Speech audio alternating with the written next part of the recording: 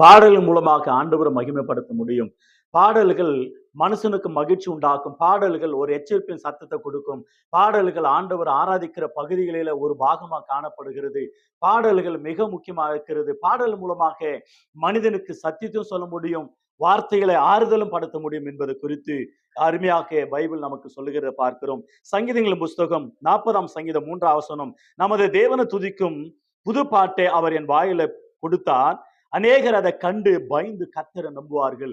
அருமையானவர்களே, பாடல்கள் மனுஷனுக்கு மகிழ்ச்சி உண்டாக்கும். பாடல்கள் மனிதனை மனம் திரும்ப வைக்கும். பாடல்கள் மனிதனுக்கு ஒரு எச்சரிப்பின் சத்தத்தை கொடுக்கும். பாடல்கள் ஆண்டவருடைய வருகை குறித்து பாடுகிற பாடல்களா இருக்கிறது.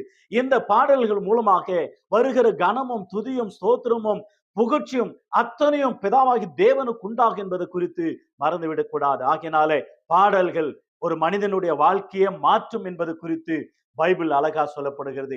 அந்த பாடல் மூலமாக அநேகர் கர்த்தரை நம்புவார்களாம். நீங்கள் பாடுகிற பாடல்கள் ஆண்டவருக்கு மகிமுண்டாகணும். அநேக மனிதர்களுக்கு ஆறுதலும் எச்சரிப்பும், ஆண்டவரை துதிக்கிற ஆண்டவருடைய வழியில வருகிற அளவுல கர்த்தர் அந்த பாடல்களை பயன்படுத்த வேண்டும். கர்த்தர் உங்களை ஆசீர்வதிப்பாராக. God bless you all.